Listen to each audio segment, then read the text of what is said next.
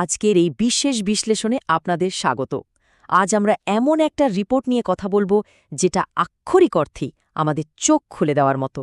এই রিপোর্টে দেখানো হয়েছে কিভাবে একের পর এক অর্থনৈতিক ধাক্কা একটা ডমিনো ইফেক্টের মতো সাধারণ মানুষের দৈনন্দিন জীবনকে বিপর্যস্ত করে তুলছে।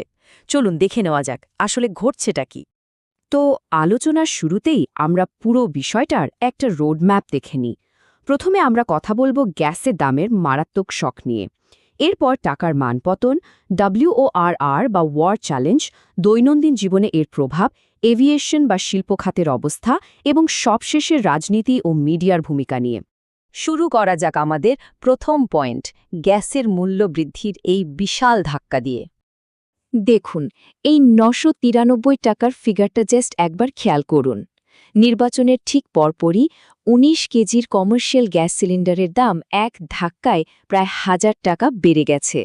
বুঝতেই পারছেন, এটা কিন্তু সাধারণ মানুষের উপর একটা বিশাল বড় আঘাত। এখানে একটা চিন্তার বিষয় হলো কমার্শিয়াল সিলিন্ডারের দাম বাড়ল ৯৯৩ টাকা, কিন্তু গৃহস্থালী বা ডোমেস্টিক সিলিন্ডারের দাম বেড়েছে মাত্র ৬০ টাকা। কেন? নির্বাচনের কথা মাথায় রেখেই হয়তো ডোমেস্টিক গ্যাসের দামটা ইচ্ছে করে দমিয়ে রাখা হয়েছিল। তার মানে কি দেশের ৩৩ কোটি সাধারণ গ্রাহক সামনে আরও বড় কোনো ধাক্কা খেতে চলেছেন? প্রশ্নটা কিন্তু থেকেই যায়। আর এই ট্রেন্ডটা দেখুন, এটা কিন্তু হঠাৎ করে হয়নি। ফেব্রুয়ারি শেষ দিক থেকে এই দাম পর্যায়ক্রমে ৪ বার বেড়েছে। প্রথমে ২৮ টাকা, তারপর ১১৪, এরপর ২০৮ এবং শেষমেশ নির্বাচনের পর একেবারে ৯৯৩ টাকা। ভাবুন তো, দেশের ৪০-৫০ লাখ স্ট্রিট ভ্যান্ডার আর ক্যাটারিং ব্যবসায়ীদের কি অবস্থা হবে। আর দিন শেষে এই বাড়তি খরচের বোঝা কিন্তু আমাদের মতো সাধারণ ক্রেতাদের ঘাড়েই এসে পড়বে, তাই না? চলুন লোকাল মার্কেট থেকে একটু বেরিয়ে বৃহত্তর সামষ্টিক অর্থনীতির দিকে নজর দেয়া যাক। আমাদের দ্বিতীয় পয়েন্ট, টাকার মান পতন। রিপোর্টের তথ্য অনুযায়ী মুদ্রার মানের কিন্তু বেশ বড়সড় একটা পতন হয়েছে। গত এক বছরের ডলারের বিপরীতে রুপির মান ৮৪.৭৮ থেকে নেমে একেবারে ৯৫.৩৩-এ ঠেকেছে। আর এর সরাসরি প্রভাব পড়েছে গ্লোবাল পজিশনে। IMF-এর এক্সচেঞ্জ রেট হিসাব অনুযায়ী ভারতের জিডিপি র্যাঙ্কিং এখন ৪র্থ থেকে ৬ষ্ঠ স্থানে নেমে গেছে। আর শুধু তাই নয়, এই $20 বিলিয়ন ফিগারটা খেয়াল করুন। ভূ রাজনৈতিক পরিস্থিতি খারাপ হওয়ার আগেই শুধুমাত্র অভ্যন্তরীণ অর্থনীতির এই দুর্বলতাগুলো টের পেয়ে বিদেশি বিনিয়োগকারীরা জানুয়ারি থেকে এপ্রিলের মধ্যেই মার্কেট থেকে $20 বিলিয়ন তুলে নিয়েছে। বুঝতে পারছেন ব্যাপারটা কতটা গুরুতর? তাহলে প্রশ্ন হল, এমনটা কেন হচ্ছে? এখানেই আসছে আমাদের তৃতীয় পয়েন্ট, WORR বা ওয়ার চ্যালেঞ্জ। ইকোনমিক টাইমসে দেওয়া এই কনসেপ্টটা একটু ক্লিয়ার করা যাক। ওয়ার হলো একটা পারফেক্ট স্টর্ম, মানে চারদিক থেকে চারটে বড় বিপদ একসাথে অর্থনীতির উপর আছড়ে পড়েছে।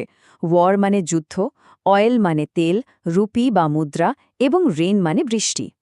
উৎসটা এই চারটে পয়েন্ট খুব সুন্দরভাবে ভেঙে বুঝিয়েছে। প্রথমত, ইরান সংঘাতের কারণে উপসাগরীয় LPG উৎপাদন একেবারে ৬০% কমে গেছে। ওদিকে অপরিশোধিত তেলের দাম ব্যারেল প্রতি $১২৬ ছোঁয়ার আশঙ্কা। এর সাথে যুক্ত হয়েছে রুপির দরপতন, যার ফলে যে কোনো জিনিস আমদানি করতেই এখন আমাদের নাবিশ্বাস উঠছে। আর শেষ পেরেকটা হলো বৃষ্টি। স্বাভাবিকের চেয়ে কম বৃষ্টির পূর্বাভাসের কারণে কৃষিখাত ভুগতে পারে, আর মুদ্রাস্ফীতিও রিজার্ভ ব্যাংকের হিসাব ছাড়িয়ে ৫%-এর ওপরে চলে যেতে পারে। এবার আসি সবচেয়ে প্রাসঙ্গিক অংশে। এই যে এত সব বৈশ্বিক ও জাতীয় হিসাব নিকাশ, এর সরাসরি প্রভাব আমাদের দৈনন্দিন জীবনে কিভাবে পড়ছে? লোকাল সার্কেলসের একটা সার্ভের দিকে তাকান।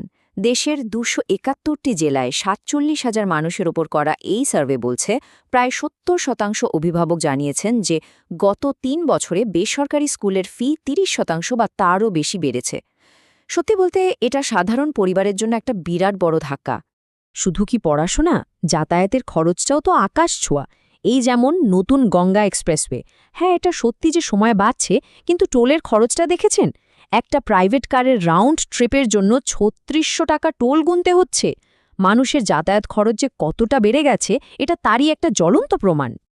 ব্যক্তিগত জীবনের পর এবার চলুন দেখি বড় বড় শিল্প খাতের কী অবস্থা। আমাদের পরবর্তী পয়েন্ট, এভিয়েশন এবং উৎপাদন খাতের সংগ্রাম। সাপ্লাই চেইন ডিস্টার্বেন্সেস আর মুদ্রার মান কমার কারণে এখন ইলেকট্রনিক্স তৈরির কাঁচামালের দাম যেন আগুনে ঘি ঢালার মতো বাড়ছে। মেমোরি চিপের দামই তো ৪ থেকে ৫ গুণ বেড়ে গেছে। বিশ্লেষকদের মতে এর ফলে এবছর দেশীয় ইলেকট্রনিক্স উৎপাদন 10 থেকে 20% পর্যন্ত কমে যেতে পারে। আর এর মানেই হল কারখানায় কর্মী ছাঁটাই এবং খুচরা বাজারে জিনিসপত্রের দাম বৃদ্ধি। একদম সিম্পল ইকুয়েশন। বিমান চলাচলান বা অ্যাভিয়েশন খাতের অবস্থা তো আরও শোচনীয়।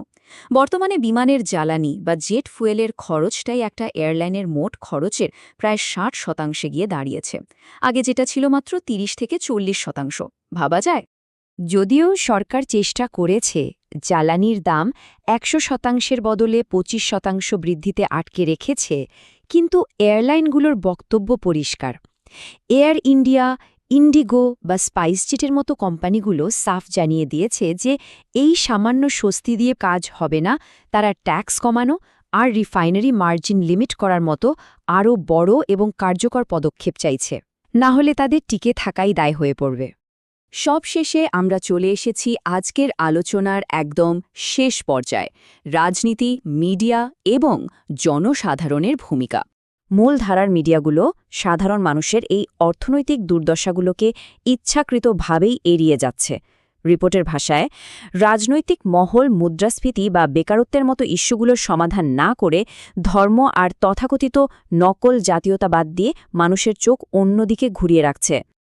আর এই পুরো আলোচনাটার শেষে আমাদের সামনে একটাই কিন্তু খুব বড় প্রশ্ন এসে দাঁড়ায়। আয় যদি না বাড়ে, অথচ দৈনন্দিন খরচ যদি এভাবেই রকেটের গতিতে ছুটতে থাকে, তাহলে সাধারণ মানুষ বাঁচবে কিভাবে? এই কঠিন সত্যটা নিয়েই আজ আপনাদের ছেড়ে যাচ্ছি। একটু ভেবে দেখবেন। আজ এই পর্যন্তই।